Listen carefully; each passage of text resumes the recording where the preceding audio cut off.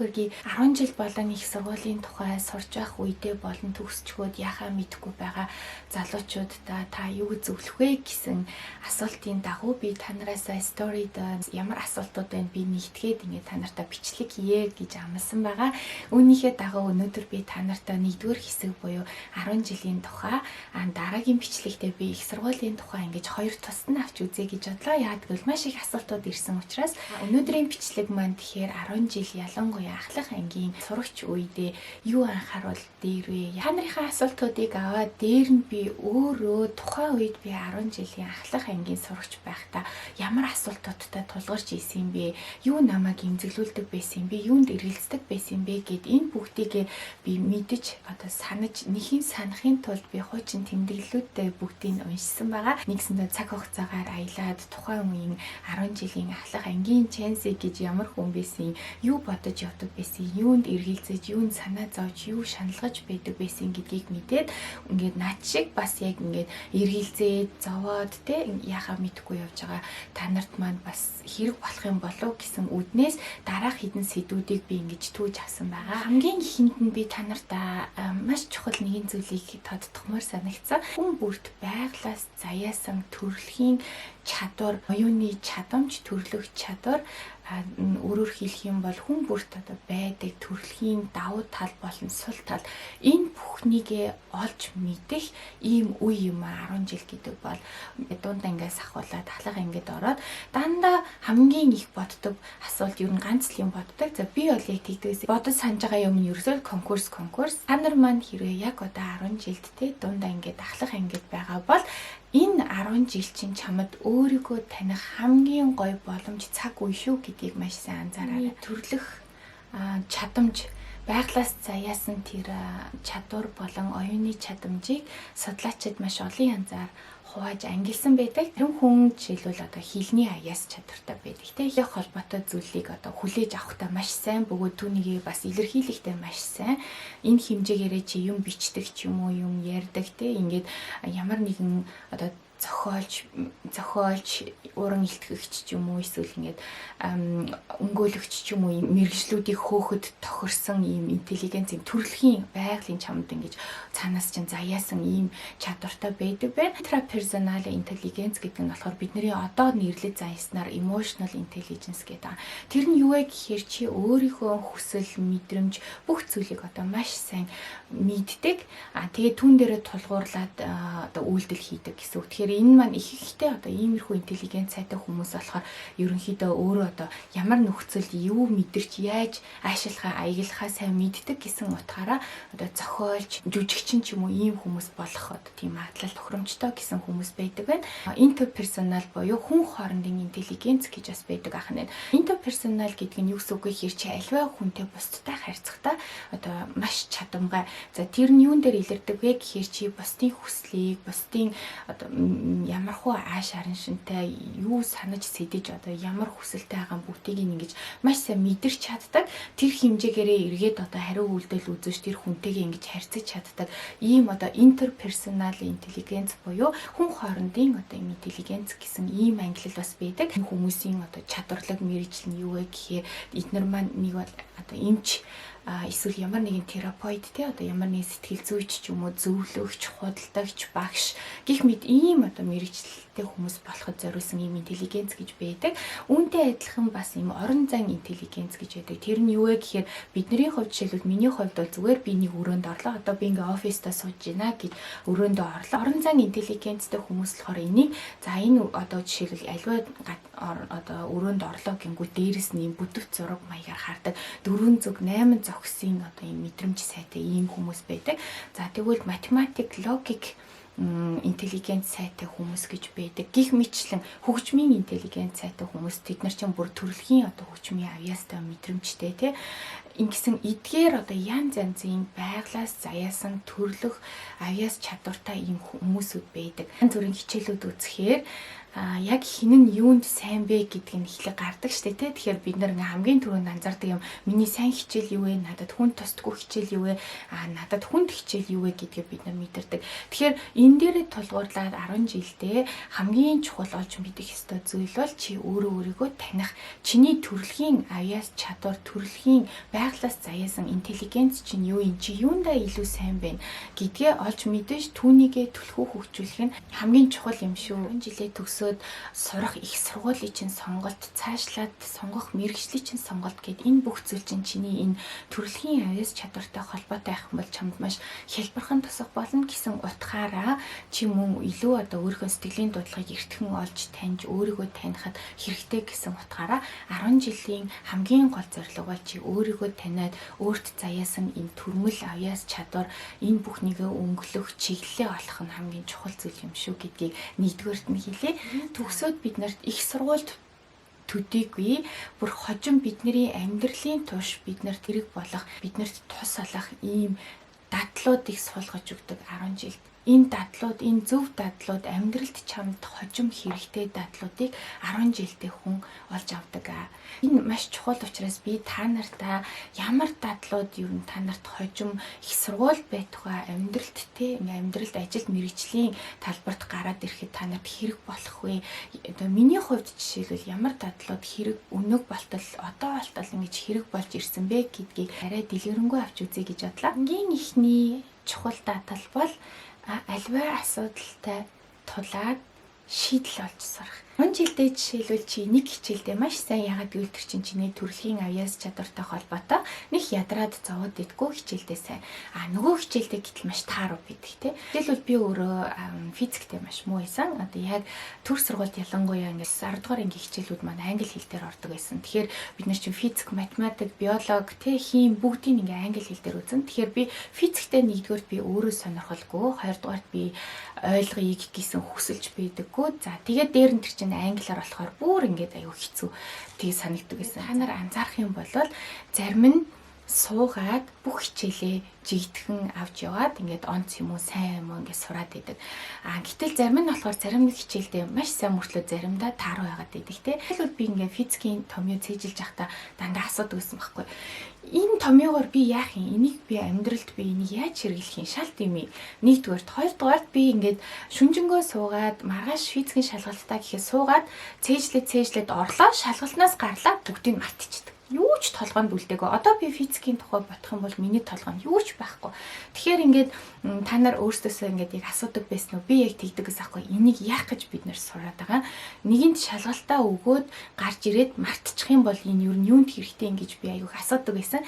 Энэ хэрвээ та нар яг наачиг ингэж асуудаг байсан бол би энэ асуултынхаа хариуг энэ Баабрын Дори идэр дүүдэ гэдэг номноос олж исэн. Ургамлын нэрсийг ингээд латинаар тогтоох хэрэгтэй байжгаад тэгээд чадахгүй болохоор холион бандан хийгээд эцэст нь зээл гаргаж хуулжгаад баригдсан байгаа. Тэгэнгүүт багш нь хэлсэн байгаа хгүй юу? Чи намайг биш өөрийгөө хуурч байна. Чи энэ олон латин нэрийг тогтоосон ч эндээс гараад л мартна. Чамайг мартна гэдгийг чинь би ч сайн мэдэж байна. Бүгдээрээ л мартчихдаг. Үүнийг тогтоогоод чиний амьдралд нэг их хэрэгтэй юм биш. Үүнийг чи ч мэднэ, би ч мэднэ. Гагцхөө чи үүнийг гараад мартдагч бай. Яг одоо хичээл зүтгэл гарган тогтоосноороо хожим амьдралд өөртөө хэрэгтэй юмаа номын сангаас ч юм уу хаанаас ч байсан амархан хайгаад олцдог болно. Тэгэхээр сургууль чамд латин нэр тогтоолгох гээд байгаа юм бишээ. Амьдралд гараад хэрэгтэй зүйлээ хаанаас ч олж чаддаг чадвар олгох гээд байгаа юм шүү дээ. Энэ миний асуултын хариулт байсан байхгүй. Тэгэхээр яг та нар одоо ингээд хэрвээ чиний дургуй хичээл чинь заяа дургуй хичээл хүргээд энэ нэг юм ядаргаатай. Тэгтээ чи бусад хичээлдээ онц сурдаг юм чинь энэгээр яат ингээд хаях гэж байгаа бол эсвэл чи энэ надад хожим хэрэггүй би яг өөрийнхөө төрөмөл одоо авьяас чадвар дээрээ би одоо амьдралаа аваа явчихнаа гэж бодож байгаа бол би та нартаа яг энийг маш сайн санаад ухаараарай гэж хэлмээр юм. Энгийн ихний өөртөө суулгах чамд хэрэгтэй дадал бол чи юу ч чамд ямар ч сэдв орж ирлээ те чиний сайн ойлгодог тааруу ойлгодог аль нь ч чамд тулгарлаа чи суугаад за би энийг хичээж агаад нэг л 10 жилийн одоо бусад хүүхдүүдэд зориулсан л хөтөлбөрийн дагуу орж байгаа тодорхой тунгаар орж байгаа энэ хичээлийг чи суугаад ард нь гараад шийдэх ийм дадлыг өөртөө суулгах хэрэгтэй. Яг би зөвхөн хэлээрээ жишээлх юм бол би ингээд амьдралаа болгоод аваа явчихна гэд ингээд би бусад хичээлээ хийдэггүй орчихсон бол надад тийм дадал суухгүй байх байсан байна. Тэгэхээр яаж хийж яагаад гүрийгээд суугаад нэг юм асуудалтай. Одоо чи дургу хичээлтэйгээ тулаад суух нэгт чамд юм суух чадвар. Хоёрдугаарт чи боддоо 10 жилийн бүх хичээл чинь цаанаас нь хөтөлбөр тохирсон 10 жилийн хүүхдүүдийн оюун ухаан чадамж энэ бүхэн тохирсон тодорхой тунгаар ордог хичээлүүд байгаа гэж боддоо. Тэгэхээр эн чинь дараа нь их сургуульд бол тэхгүй шүү. Их сургуульд чинь тэгж хүний оюуны чадамжинд тохирч юм хийхгүй 10 жил шиг их сургуульд бол ерөөсөө мэдээллийг чамд өгөн чи тэр мэдээллээс өөрийнхөө цар хүрээний хэмжээнд түүнийг системтэйгээр босруулж мэдлэг болгоно гэсэн үг. Тэгэхээр энэ чадварыг олохын тулд чи эхлээд 10 жилдээ өөрийн дургүй, өөрийн чадахгүй, өөрийн давхгүй гэж бодож байгаа тэр тодорхой тунгаар хүн болгонд ижилхэн одоо ингэж өгөхтэй ийм хичээлийг чи суугаад ард нь гарах шалгалтын давх заавал онц биш сайн ядаж дундаар ч юм уу ингээд ард нь гарах яг өөрөө гардан хийх ийм чадвар ийм дадлыг өөртөө суулгачгаа. Тэгэх юм бол чамд амьдралд маш их хэрэг болдго юм шүү. Энэ дээр үндэслээ дараагийн нэг сайн дадал нь юу вэ гэхээр энэ бол чи аливаа асуудал чамд тулгархад чи түүнийг гардан өөрөө бие даан хийх дадал. Өөрөө жоохон хичээгээд өөрөө жоохон суугаад би чадахгүй гэсэн өөртөө тогтоож өгсөн заагаа чи жоохон тэлээд тэгээд жоохон тэлээд өөрийгөө ингэ сориод тэгээд ингэ гардан юм хийснээрээ хожим чи аливаа асуудал чамд тулгархад энэ миний чадахгүй юм бэ гэд ингэ зааглаад байх биш харин ч гоё хүлэн зөвшөөрөө. За энд надад нэг сорил тулгарлаа. За тэгвэл эхлээ чи нээлттэй хүлээж авах юм байна. За би энийг оролдоод үзье. Амьдралд ямар нэгэн асуудал тохиолдохоор зарим хүмүүс тэгдэг те хинээс тусламжгүй хөө. Яаж аргалуулах вэ? Таньдаг хүн бэ нү? Хинээр аргалуулах вэ? Тэ хаанаас яаж хийж байгаа л энийг аргалчмаар байна гэдэг ийм одоо хандлага байгааз тэгвэл энэ бүхний чинь чи бүр 10 жилдээ хэрвээ чамд альва сорил тулгархад өөрөө суугаад гардаад хийчих юм бол дараа нь чамд амьдрал дээр асуудал тулгархад чи за би яаж чадах вэ? Би энийг яаж оролдвол би энийг хийж чадах уу, шийдэл олж чадах уу гэд өөрөө нэгсэндээ бие даад сурч байна гэсэн үг. Тэгэхээр энэ суурэ чи 10 жилдээ ахлах ангида өөрийн болгочих юм бол чамд их сургуульд өшөө бүр амьдралд маш их хэрэг болно. За чи суудаг болчлаа тий. Ингээд сорил аливаа асуудлыг чи үгээ хүлээгээд авдаг болчлаа. За би оролдоод үзье. Би жоохон суугаад үзье. Бус нь чадчихад би яагаад чадахгүй гэж өөртөө ингэж бүр хилээд өөртөө зориг өгөөд ингэж урагшлаад аливаа асуудал, аливаа шалгалт сорилыг чи ном ёсоор нь дүрм журмаар нь давдаг болчих юм бол эргээд амьдралд чи танил тал, арын хаалга ямар нэгэн арга цаах юм нөхцөл хайхгүйгээр аливаа асуудлыг өөрөө бие дааж ингэж шийддэг болчихно гэсэн үг. Тэгэхээр энэ хоёр дадал бол маш их хэрвээ чи 10 жилдээ тодорхой цагт хичээл эхлээд тодорхой цагт дуусаад тодорхой тунгаар ордог хичээлийг за дээр нь тэдэн цагт тэдэн сарын тэдэн хүртэл чи ийм хийх ёстой гэхэд гэрийн даалгавраа тэр хүртэл нь хийж чаддаггүй одоо хураалгаж чаддаггүй ийм хэмжээний сахилга бат чи 10 жилдээ суулгахгүй дараа нь амьдралд чи бүрл чадахгүй гэсэн үг байхгүй. Баг дээр нь нэгсэн чи цаг бариад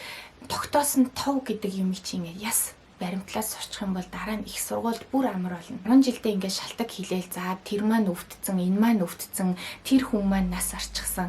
Ингээд шалтак хайгаал одоо гэрийн даалгавраа хураалгах байсан бол тэр хураалгахаас өмнө шалтак хайгаал худлаа хийлээл өөрийгөө хураал ингээд ах юм бол эн чинь эргээд чамд амьдрал дээр л хэцүү болно. Тийм болохоор яг одооноос ингээд өөрийгөө хуурхаа бол, хүнийг хуурхаа бол, худлаа хийлгээ бол ерөөсөө л тов тэтэн сарын тэдэнд гээд тов тогтосон л бол тэр хүртэл өөрийн хөрөө заавал бүгдийн биш юмаа гэхий чи өөрийнхөө хуурахгүйгээр тэр хүртэл ингээд ном журмаар нь яваад үзээд тэр товыгоо бариад цаг бариад сурчгаад 10 жилд чи хардаа бүр дээр нь ангийн багштай ангийн дарахтаа ингээд тэг бүх юм чинь мөрддөг хяндаг шалгадаг ийм одоо нэгсэндээ дээр чинь ийм авторитер ийм хүнтэй байхад чи цаг барьж сурахгүй бол дараа нь их сургуульд бие даацсан чи өөрөө лекцээ сонгож суудаг лекцэндээ явахгүйгээ өөрөө шийддэг ийм үед чам дээрээс чинь шалгах хүн байхгүй чи бүр яах вэ? Тийм болохоор энэ цаг барих өөртөө одоо тийм сахилга бат суулгаад альва товыг амлсан л бол нөгөө хийсэндээ хүрдэг гэдэгчлэг альва тов тогтоосон тэр он сар өдрөө бүр яг барьдаг ийм чанарыг өөртөө суулгачих юм бол энэ чинь чамд маш их хэрэг. Дараагийнх нь болохоор нэг их чухал биш юм шиг мөртлөө миний хувьд бол одоо хүртэл хэрэг болдог нэг тийм дадал. Тэр юу вэ гэхээр маргааш өглөөдөө өмнөх оройн нь бэлтэх.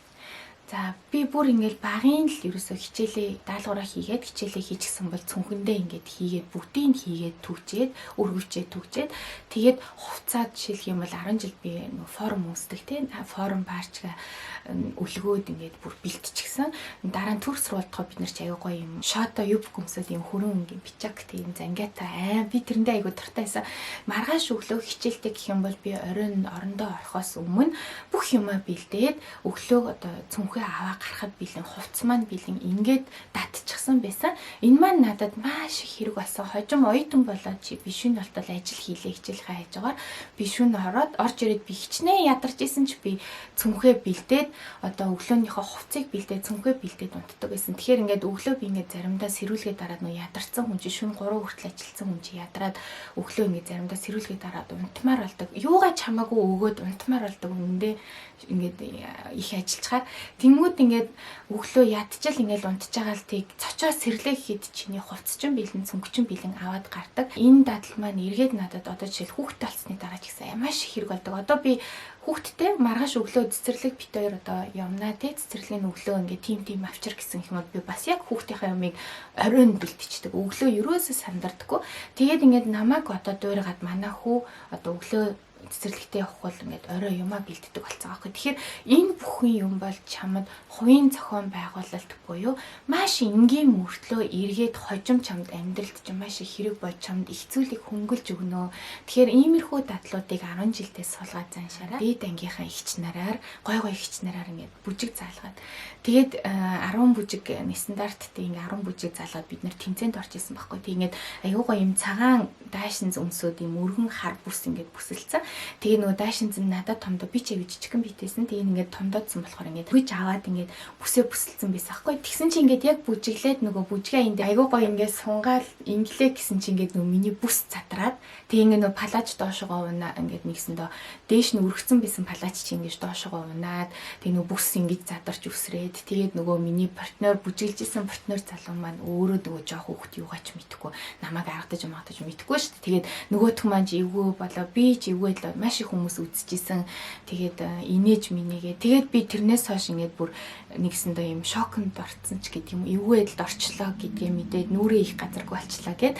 Тэгээд тэр чин гítэл хаардаа чи боддоо. Одоо ингээд би ботхоор хүн бүжгэлж байгаа хүүхд ингээд бүс нь унаад бүжгэлж чадхаа болоо гэхэд хүн хизээж тэр хүүхдийг муугаар хилээ те энэ бүжгэлж чадахгүй энэ төр гэхгүй штэ. Гэтэл нөгөө 10 жилд байгаа хүүхдүүдийн сэтгэхүй онцлог нь тийм байдаг. Маш их нөгөө өөртөө итгэл багтай гадны хүмүүсийн одоо үнэлгээ маш их чухал ийм үе байдаг учраас одоо жоохон юмн дээрээс их хулждаг, жоохон юмн дээрээс имээгээд өөрийгөө хойшин тавьдаг байхаа.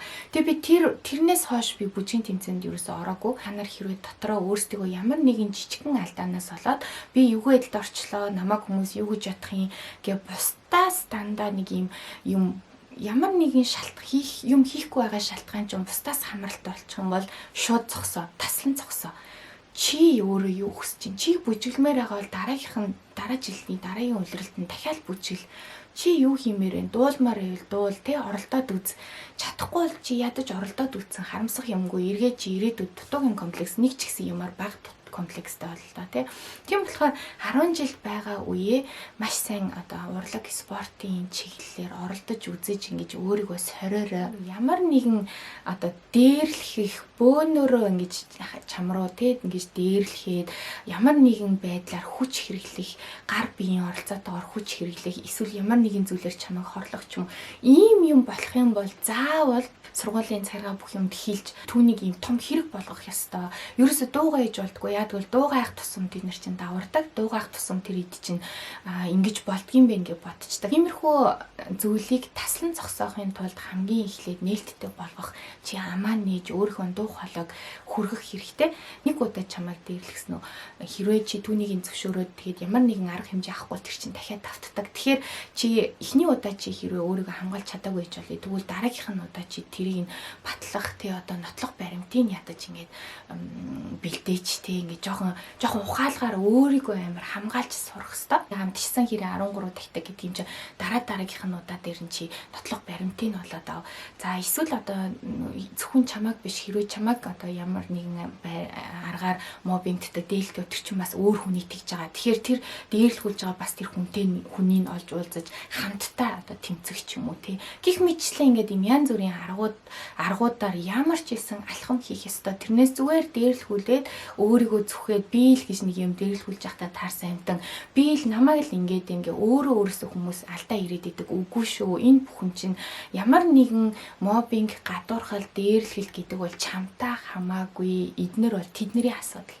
Тэд нар чинь л ямар нэг юм болохоо байгаа л ямар сайндаа очиж хүнийг дээрлэхдэг юм биз дээ. Тэгэхээр хамгийн их гаргадаг бүтэн итгэлгүй ийм үед гаргадаг алдаа бол чи дандаа бүхнийг өөр дээрээ хүлээж авч эмзэглэдэг үүнийг болох ёстой. Тэгээд энэ мобингийн талаар ярьж байгаа дээрээ бас нөө бэлгийн дарамтын талаар бас би хэлүүл зүгээр юм болов уу гэж бодлаа. Тэгээд бидний үед 10 жилд бол ямар ч гэсэн тийм бэлгийн дарамт гэдэг нэг айхтар одоо тийм ингээд бидний дээдсэн юм бол ховор би бол нэг тийж айхтар ягаагүй нэг их л бодож нэг цас масаар нүүр мөр угаагаал тэгэл ус мөсөнд юм нааж магаал нэг хөвгөт чинь одоо нэг жоохон талтайгаа нэг тэгж илэрхийлдэг тий.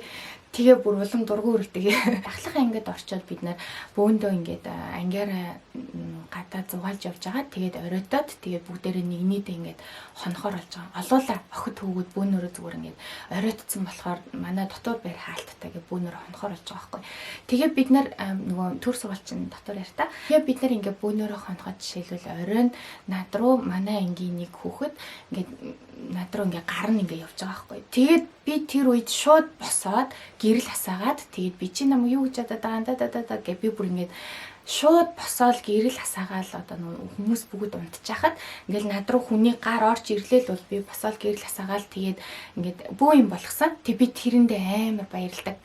Яад гэвэл хэрвээ би тухайн үед ингээ те яна энэ одоо яаж ам бол гэж дууга ингээ залгаад өнгөрсөн бол тэр бол буруу зүйл явах байсан. Тэгэхээр би ингээд айгүй тийм омглон тэгээ би босоод ингээд гэрэл хасаагаад ингээд бүх юмыг драма болгоод. Гэтэ та нар одоо ингээд анзаарах юм бол би ингээд тухайн үед ууралж байхдаа хүртэл чи намайг юу гэж бодоод байгаа юм би одоо чиний бодсон шиг тийм хөнгөн биш гэдгийг өөр дээрээ дандаа авч үзэж байгаа. Гэтэл тэр чин тэр хөвгүүний асуудал байгаа байхгүй юу?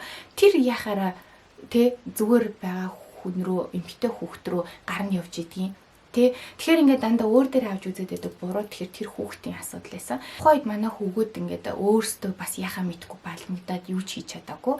Гэтэл бүр октоудаас зарим нь бүр намайг юу хийсэн гэж юм сүртэй иймэрхүү юм байх шин. Тэгээ бараг л намайг чи ийм сүрчгэнлээ гэж тэгжсэн. Тэгээд боддоо тэгэхээр ингээд хэрвээ тэгээд би бол тухайд өөрөө тэг сүрчгэнсэндээ маш их баярлдаг. Хэрвээ би тээгүйсэн бол ингээд наад захын тэр зэргийн юмны эсрэг чи ингэж өөрийгөө хамгаалаагүй ч юм уу юм хэлээгүй байсан бол дараа нь чи ингээл улмал нөгөө доошогоо ингэж улмал нөгөө хоошогоо тий хүнд дээрлэхүүлээ сурна гэсэн. Би бас ямар нэг юм чамд таалагдаагүй ямар нэг юм байл заавал дууга өргөж сураа. Нэг юм таслан зогсоох хүртэл тавтан үлддэг ийм хүмүүс эдэг. Тийм болохоор чи ядаж тэр үйлдэлийн таслан зогсоох ихний хүн нь бол те дараагийн удаа эн чинь өөр хин нэгэн рүү гарна явахаас өмнө бодно нэстэ за эн ч удаа айгуул дахиад гэрэл хасаагаа бүүн театр болоо намайг эвгүй байдалд оруулчихвал яах юм гэдэг штэ. Иймэрхүү зүйл дээр зоригтой өөрийгөө хамгаалж сур. Ямар нэгэн зүй бус зүйлийн төлөө амаа нээж сур. Тэ яадгийн тухайн үед чамд таагүй байж болно. Тухайн үед хүмүүс чамайг сүртэй ингэж хэлж болно. Гисэн ч гэсэн чи тэгж хэлж өөрийгөө хамгаалж сур. Агийн нэг ирсэн асуулт нь болохоор хайр сэтгэл манайхан хөөрхөн юм шүү. Нартай энэ хайр сэтгэлийн асуудал дээр би нэг л юмыг зөвлөн тэр нь юу вэ гэхээр үр дүн нь ямар байхаас үл шалтгаалаад чи үнэхээр дурлсан л бол тэр гоё дурлсан тэр мэдрэмжээ гоё амьдарч амталж сур. Маш гоё те чи чамаг ингээд хүн чиний зүрхий чинь ингэж хүн догтлуулж гин чиний чамд хайр гэж юу гэдгийг хүнд сайн болно гэж юу гэдгийг мэдрүүлж гин гэдэг чинь маш гоё зүйл. Тийм болохоор чамаг хүн гэдгийг чинь чамд мэдрүүлж штэ. Ийм мэдрэмж төрүүлж чадчихээн тэр хүндээ талархаал тэр хүн чамайг тоосон тоогоогүй чи тэр хүндээ талархаал за ямар ч хэсэн надад хүнд сайн болно гэдгийг те яаж сандардгийг яаж одоо догтлдгийг харуулсан ийм гоё одоо дурсамж үлдээсэн юм чинь гэж чи маш гоё эргээр одоо ийм хин нэгэнд сайн болохоор айж, имиж ингэж буруугаар ботхоос илүү гоё юм эергээр хүлээж авч сур. Хүнд ингэж урам өгдөг, сэтэлжүүлдэг хамгийн том хүчний нэг нь одоо цаанаас одоо байглаас байсан хүчний нэг нь юу вэ? Хайр дурлал гэх тээ одоо нөө эсрэг гүйцэнийхэндээ таалагдахын тулд чи маш хүчтэй болдог. Чиний онгод ороод гин хүнд шүлэг бичдэг ч юм уу гэл тээ одоо ингэдэг штэ. Тэгэхээр би та нартай хэлэх гээд байгаа нэг зүйл нь чи хин нэг нь сайн болчихсон. Тэгээд тэр хайр чинь хэрвээ бүтэхгүй ч юм уу тэгээд ингээд сэтгэлээр унахынхаа оронд чи тэр хайрыг өөртөө эргээр тэр хүчийг нь тэр эрчмийг нь ашиглацсаар. Энэ дээр би та нартай зүгээр жишээ олгоод хэлэхэд би бас яг ингээд одоо нэг хөвгөнд сайн болоод тэгээд тэр нь надад ямарыг мэдхгүй өөрөө ч очиод ингээд түүнийг илэрхийлэх тийм зориг байхгүй. Тэгээд ингээд шаналал бичээл дурлцсан тэгээ явж байхдаа би одоо жишээлх юм бол яг тэр одоо зөвхөн шаналаа сэтгэл санаагаар унахаас илүүтэйгээр би өөрийгөө хөгжүүлэхэд тэр одоо сайн болсон тэр дурлалаа зориулсан байхгүй. Тэгээ би та нартай энийг яад хэлж би та нарыг яг ингээд над чиг та нар ингэж хин нэгэнд хайртай болсон үүнийгээ энэ эрчмийг нь гоё эергээр өөрийгөө хөгжүүлэхэд ашиглаа. Тэр нь яаж вэ гэхээр одоо би тэр хөвгөнөө ингээд тэмдэглэл дээр бичсэн байгаа хгүй. За тэр бол бүх юм төгстэй одоо хичээлдээ сайн сакс тоглодог, хөгжим тоглодог, гитарч илүү тоглодог гэсэн. Гитар тоглодог. Тэгээд ингээд бүх юмараа тэгш гоё зурдаг л гин. Тэгэхээр би бас өөрөө би тэрэн тоогдохын тулд би бас бүх талаараа тэгш байх хэрэгтэй. Та нарын нэг нь надаас асууж ирсэн таны энэ малгаан дээр П үсэг учиртай юу гэд.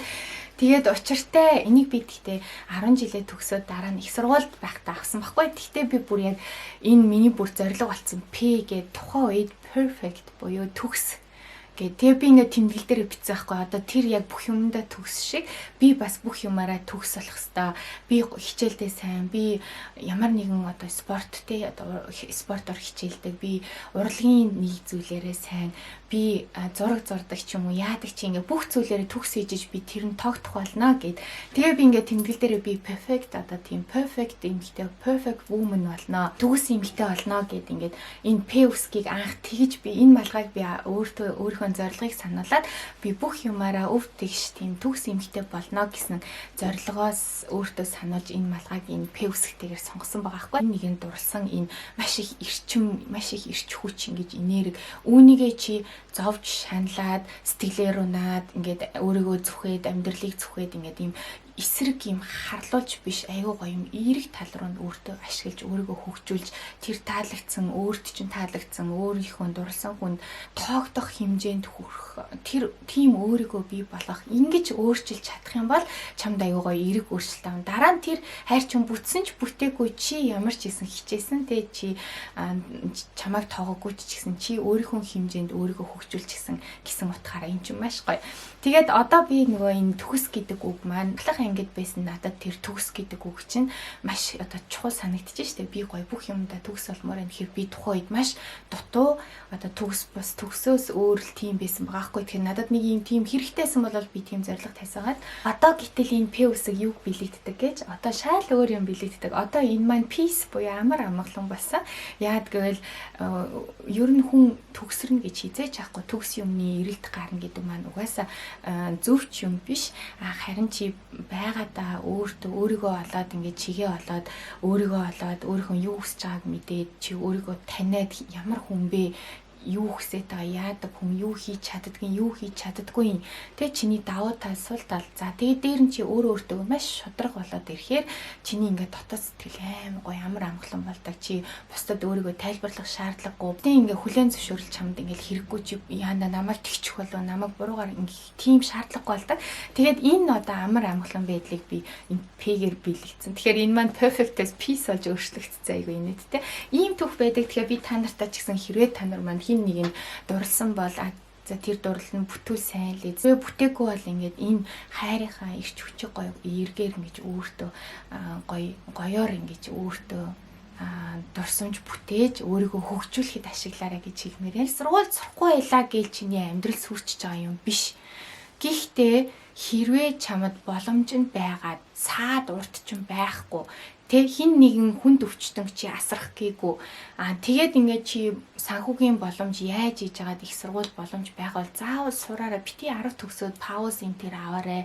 Би өмнө нь та нартай бичлэгтэй хийжсэн та нар насаараа ажиллачаад одоо тэтгэврт гарах гэж байгаа хөгшин хүн бишээ. Насны багад эрдэм сур гэж манайхан зүгээр ч нэг хэлээгүй толгой сэргийг би залуу байгаа дээрээ бушуухан шиг их сургуульд ороод өөрийгөө хөгжүүлээд аваа. За тэгээд хэрвээ заавал их сургуульд ормооргүй бол өөр гой мэрэгжлийн юмд ороод ямар нэгэн юм заавал үргэлжлүүлээд сураараа 10 жилээ төгсчөөд зарим нь болохоор одоо ингэ зөндөө сурч өөрийгөө зовоосон юм чинь пауз хийе бити тэгж балаараараа юу яриад байгаа юм бэ? Одоо чи яг эд сурдаг нас чинь чи хожим сайхан амьдрахын тулд одоо чи жоохон толгоогоо зовоочих, жоохон суугаад хичээлээ давтчих те. 10-аад төгсчлөө дараагийнхаа сургууль руу шууд ор. Бити завсардах хүндэтгэх шалтгаан юу гэж чи хин нэгнийг асрах ээж аавын чинь нэг нь их чахын чинь нэг нь яалтчгүй хин нэг нь хүнд өвчтөө чи асрах боллоо гэртээ байхаас өөр аргагүй боллоо яалтчгүй санхүүгийн боломжгүй мөнгө байхгүй чи нэг жил ажил хийгээд их сургууль орох мөнгө олох боллоо гэж одоо ийм л хүндэтгэх шалтгаангүй бол чи хизээж битгий завсардаараа гэж би зөвлөмөр байна. Тэгээд зарим хүмүүс тэгдэж би яг юу сурахаа мэдэхгүй байгаа юм чи тэрийг мэдтлээ одоо нөгөө байжгаад тэгээд их сургуульд үгүй юу ч сурахаа мэдэхгүй л зүгээр нэг юмд нь орчих. Тэрэндээ ороод явж байхдаа юунд дуртайгаа олоод мэдээ. Тийм болохоор хизээж битгий завсардаараа хэрвээ 10 жилээ төгсөж байгаа бол шууд үргэлжлүүлээд их сургуульд, мэрэгжлийн сургуульд эсвэл ямар нэгэн сурах зүйлд үргэлжлүүлээд энэ ирчээ алдахгүй яваарай гэж би захих байна. Тэгээд битгий тэтгэврт гарах гэж байгаа насаараа ажилтсан хөшин хүмүүстэй одоо заа нэг сүүжин амраа гэд амрах гэж байгаа юм шиг. За одоо нэг жоохон хэсэг амрыг амрах гэж байгаа юм шиг. Дунд нь битгий завсардаж мангартаарэ. Тийм болохоор би та нартай ингэж захих байна. Ингээд би та нарынхаа 10 жилтэй холбоотой асуултуудад тодорхой хэмжээгээр хариулт өгсөн байх гэж найдаж байна. Сургуулаа төгсчөөд яах вэ? Дадлага яах вэ гэх зэрэг асуултууд илгээсэн байсан. Тэднийг би их сургуультай холбоотой бичлэгээрээ та нартай нэгтгэн хариулъя. Ингээд та нартай дараагийн бичлэгээр уулзцгаая. Түр баяртай.